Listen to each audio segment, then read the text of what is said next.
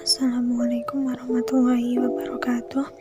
Perkenalkan, kami dari kelompok 4 dengan anggota saya Alvanisa Dwi Pramudia Wardani dengan NIM 207200063 dan juga Reni Rodatul Hasanah dengan NIM 207200037. Pada video kali ini kami akan menjelaskan tentang penguat rasa dan juga antioksidan sebagai bahan tambahan pangan. Tugas ini disusun untuk memenuhi tugas mata kuliah zat aditif dan adiktif yang diampu oleh Ibu Vika Puji Cahyani. Silakan disimak penjelasan dari kami.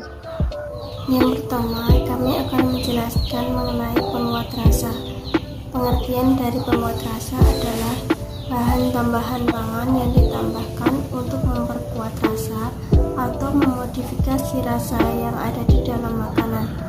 Menurut Peraturan Menteri Kesehatan Nomor 722//Garis-Miring/9/1988 tentang bahan tambahan makanan.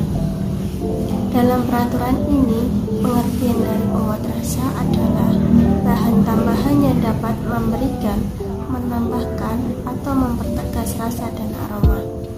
Tujuan dari penambahan penguat rasa adalah untuk menghasilkan makanan yang lebih lezat dengan takaran bumbu yang sedikit.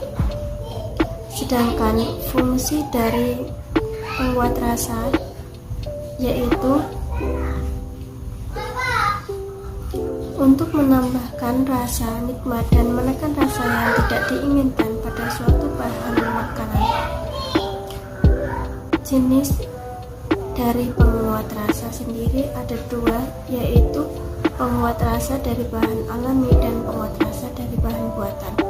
Penguat rasa alami yaitu penguat rasa yang diperoleh dari alam seperti dari tumbuhan maupun hewan. Sedangkan penguat rasa buatan merupakan penguat rasa buatan manusia yang diperoleh dari hasil sintesis dengan menambahkan campuran lain. Adapun contoh dari penguat rasa alami seperti garam, bawang merah, bawang putih, dan jamur. Sedangkan contoh dari penguat rasa buatan yaitu tetes tebu atau molasa yang telah ditambahkan dengan zat-zat kimia seperti MSG. Contoh dari penguat rasa dari bahan alami satu yaitu garam. Garam termasuk bahan pokok dalam pembuatan masakan yang terdiri dari 40% natrium dan 60% klorida. Kandungan natrium dalam garam berfungsi untuk menahan cairan dalam sel-sel tubuh. Sedangkan fungsi garam bagi kesehatan yaitu untuk menjaga tubuh agar tetap terhidrasi dengan baik, menjaga fungsi tiroid, menjaga tekanan darah rendah, dan lain sebagainya. Dan yang kedua yaitu bawang merah. Bawang merah merupakan bahan yang lazim digunakan oleh masyarakat dalam membuat masakan. Bawang merah dijadikan sebagai penguat cita rasa dari masakan dengan kandungan gizi serta senyawa aktif yang ada di dalamnya. Manfaat dari penggunaan bawang merah selain menambah cita rasa pada masakan juga memberikan manfaat dalam membantu sistem peredaran darah serta sistem pencernaan tubuh. Selain itu, kandungan senyawa aktif yang ada di dalamnya berperan dalam menetralkan zat-zat toksin berbahaya serta membantu mengeluarkannya dalam tubuh. Yang ketiga yaitu bawang putih. Bawang putih merupakan bahan alami untuk memberikan rasa pada makanan. Kandungan yang ada di dalam bawang putih terdiri dari mangan, vitamin C, selenium, dan sejumlah kecil serat, kalsium, tembaga, fosfor, zat besi, vitamin B1, vitamin B6, dan kalium. Fungsi dari bawang putih bagi kesehatan yaitu untuk menurunkan tekanan darah dan menjaga kadar gula dalam darah. Yang keempat, jamur. Jamur termasuk penguat rasa alami yang memberikan rasa gurih pada masakan. Jamur sebagai penguat rasa dihasilkan dalam bentuk serbuk dengan melalui Menurut Widyastudi, jamur memiliki rasa yang lezat dan gurih. Di dalam jamur terdapat glutamat alami. Selain itu, jamur memiliki kandungan nutrisi di dalamnya seperti antioksidan, protein, vitamin B, beta-glukan, kalium, tembaga, vitamin D, dan berfungsi dalam menekan risiko penyakit berbahaya. Bahan penguat rasa yang terkenal atau yang sering digunakan di Indonesia adalah monosodium glutamat atau MSG. MSG adalah salah satu bahan penyedap rasa buatan yang kerap dikonsumsi masyarakat, yang biasa disebut micin atau vetsin. Monosodium glutamat ini berasal dari hasil fermentasi zat tepung dan tetes dari gula bit atau gula tepung. Monosodium glutamat terdiri atas garam, natrium atau sodium dari asam glutamat atau salah satu asam amino non-esensial penyusun protein. Sedang secara alami terdapat pada semua bahan makanan yang mengandung protein. Kadar MSG yang diperlukan untuk membuat rasa gurih pada masakan biasanya sekitar 0,2% sampai 0,8%. Selain itu, MSG dapat memberikan manfaat bagi manusia jika dikonsumsi tidak melebihi batas aman. Fungsi dari MSG sendiri yaitu sebagai penghubung otak ke seluruh jaringan syaraf dan pengendali fungsi tubuh. Selain itu, dampak yang dihasilkan dari konsumsi MSG secara berlebihan dapat mempengaruhi kesehatan tubuh manusia, seperti kerusakan sel saraf, asma, obesitas dan kegemukan, sakit kepala dan hipertensi, kerusakan sel, serta kerusakan ginjal dan depresi. Oleh karena itu, WHO menetapkan bahwasannya mengonsumsi MSG tiap hari per orang tidak boleh melebihi ambang batas aman, yakni 120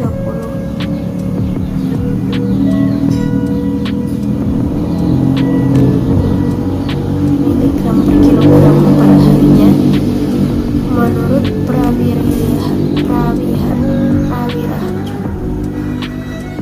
Menurut Prawiraharjo, MSG adalah garam natrium dari asam glutamat atau glutamatik acid. MSG telah dikonsumsi secara luas di seluruh dunia sebagai penambah rasa makanan dalam bentuk L-glutamic acid. Karena penambahan MSG akan membuat rasa makanan menjadi lebih lezat. MSG banyak digunakan di seluruh dunia. Konsumsi MSG di dunia sangat bervariasi. Seperti di Indonesia, rata-rata mengonsumsi MSG sebesar 0,6 gram per hari. Di Taiwan sebanyak 3 gram per hari. Di Korea 2,3 gram per hari. Di Jepang 1,6 gram per hari. Di India 0,4 gram per hari. Dan di Amerika 0,35 gram per hari. China yang merupakan negara pengonsumsi dan memproduksi MSG terbanyak di dunia mengonsumsi MSG sebesar 52% sampai 57%, lebih besar dari seluruh jumlah konsumsi di dunia. Pembahasan selanjutnya yaitu tentang antioksidan. Yang pertama, tentang definisi antioksidan.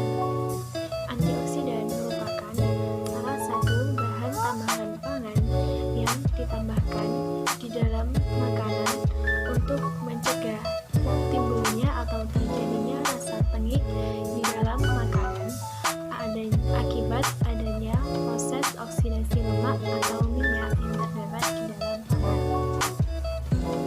Berikut merupakan tabel tentang bahan-bahan antioksidan yang diizinkan penggunaannya di dalam pangan. Di antaranya yaitu ada ascorbat dalam bentuk asam sorbat atau garam kalium, natrium atau kalsium, butil hidroksianisol atau BHA, butil hidroksitoluen atau BHT, propil galat, dan juga tocoferol. Selanjutnya, contoh penggunaan antioksidan di dalam kehidupan sehari-hari.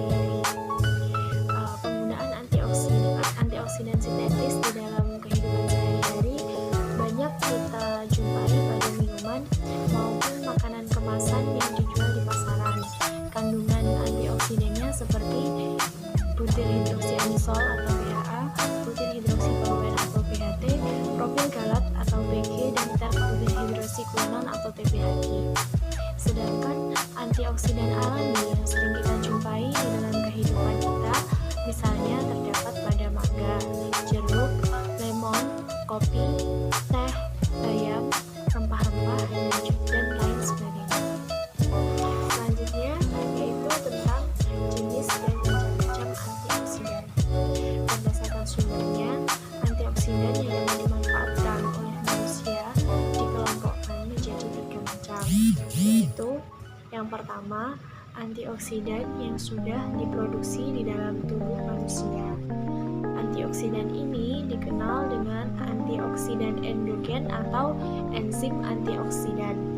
Di antaranya meliputi enzim superoksidatif basa, glutathione peroksidase, dan enzim katalase. Yang kedua yaitu antioksidan sintetis. Antioksidan sintetis yang banyak digunakan pada produk pangan seperti BHA, BHT, dan juga TBHQ. Yang ketiga yaitu antioksidan alami. Antioksidan alami ini dapat diperoleh dari bagian-bagian tanaman seperti kayu, kulit kayu, akar, daun, buah, bunga, biji, dan juga serbuk sari seperti vitamin A, vitamin C, vitamin E, rempah-rempah, dan juga senyawa fenolik. Selanjutnya, prinsip kerja antioksidan.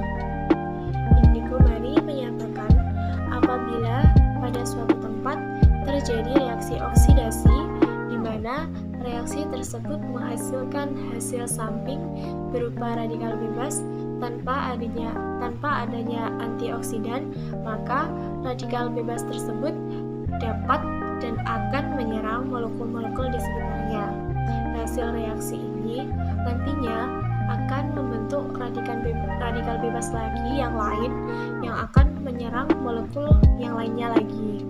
Akibatnya akan terjadi reaksi terus-menerus atau berantai yang sangat membahayakan bagi kesehatan. Namun, ketika terdapat antioksidan di dalam makanan, radikal bebas akan segera bereaksi dengan antioksidan tersebut, membentuk molekul yang stabil dan tidak berbahaya.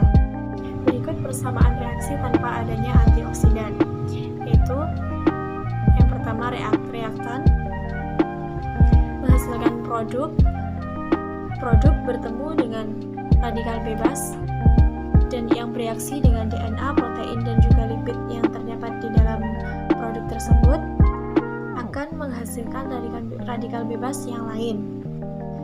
Sedangkan berikutnya yaitu reaksi dengan adanya antioksidan. Persamaannya, reaktan menghasilkan produk ditambah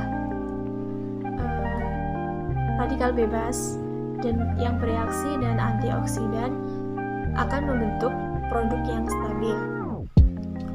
Antioksidan cenderung cepat bereaksi dengan radikal bebas daripada molekul-molekul yang lain. Hal ini dikarenakan antioksidan bersifat mudah teroksidasi dan bersifat reduktor kuat dibanding dengan molekul yang lain. Keefektifan antioksidan tergantung pada seberapa kuat daya oksidasinya. Semakin mudah teroksidasi, maka semakin efektif pula cara kerja antioksidan tersebut. Selanjutnya yaitu dampak yang dapat ditimbulkan dari penggunaan antioksidan. Antioksidan sintetis yang sering digunakan dalam produk makanan ringan, minyak goreng, mie instan, dan sebagainya adalah BHA, BHT, dan juga TBHQ. Dosis penggunaannya sebagai bahan tambahan pangan pada produk pangan merupakan hal yang harus diperhatikan, karena penggunaan yang melebihi batas yang diizinkan dapat berbalik menjadi racun di dalam tubuh kita. Telah dilaporkan bahwa penggunaan antioksidan yang melebihi dosis dapat menyebabkan efek buruk bagi kesehatan manusia, seperti gangguan fungsi hati, paru-paru, usus, dan juga dapat mengakibatkan keracunan.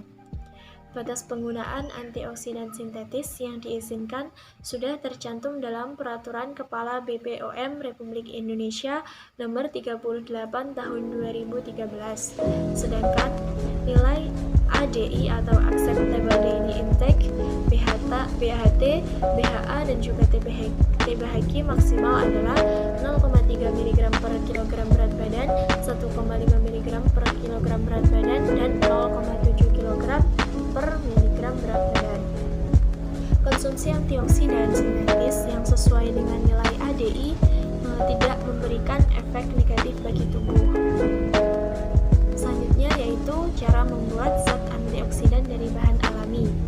Senyawa antioksidan alami pada umumnya dapat berupa vitamin C, vitamin E, karotenoid, senyawa fenolik dan polifenolik yang dapat berupa golongan flavonoid, turunan asam sinamat, kuomarin, tokoferol, dan asam-asam organik polifungsional. Berdasarkan beberapa penelitian pendahuluan, diperoleh data tentang beberapa rempah-rempah di dalam kehidupan sehari-hari yang sering kita jumpai dapat berperan sebagai antioksidan alami. Pengolahan rempah-rempah tersebut adalah dengan menambahkannya pada masakan atau pada bumbu masakan yang akan dibuat. Di antaranya yaitu ada kunyit, jahe, pala, paprika, serai, lengkuas, bawang putih, dan juga bawang merah. Selanjutnya yaitu kita akan lakukan uji kandungan antioksidan di dalam vitamin C dan juga pengaruhnya terhadap buah apel. Alat dan bahan yang kita gunakan dalam buku kali ini, yang pertama yaitu ada buah apel,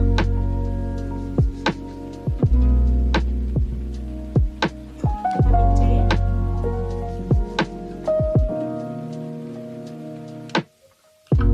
gelas plastik, pisau, juga wajan. Langkah pertama yaitu kita siapkan larutan vitamin C.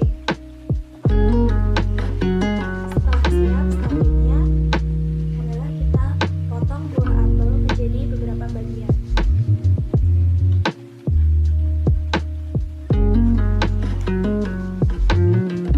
Setelah itu kita masukkan satu potongan buah apel ke dalam larutan vitamin C.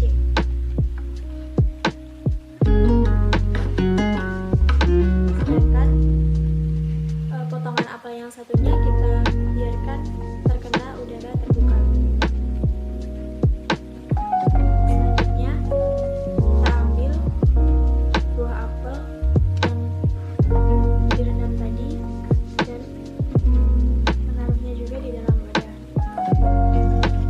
Selanjutnya kita akan mengamati perubahan yang terjadi pada buah apel yang telah kita masukkan ke dalam vitamin C dan buah apel yang tidak dimasukkan ke dalam vitamin C.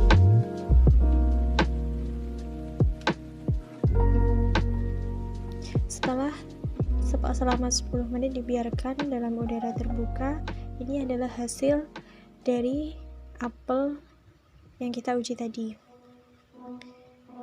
Apel pertama ini merupakan apel yang sebelumnya kita celupkan ke dalam larutan vitamin C. Bisa terlihat bahwa potongan apel ini tidak mengalami perubahan warna, sedangkan potongan apel yang tidak dimasukkan ke dalam larutan vitamin C terlihat mulai mengalami perubahan warna menjadi agak kecoklatan. Hal ini dapat terjadi karena potongan apel yang dibiarkan pada udara terbuka tanpa dicelupkan kepada vitamin C mengalami oksidasi atau bereaksi dengan oksigen di sekitarnya dan menghasilkan warna kecoklatan. Sedangkan pada apel yang sebelumnya kita celupkan ke dalam larutan vitamin C ini tidak terjadi oksidasi karena vitamin C mengandung antioksidan tadi yang dapat mencegah terjadinya oksidasi pada makanan. Sekian yang dapat kami sampaikan. Ada kurang lebihnya kami mohon maaf. Akhiran, assalamualaikum.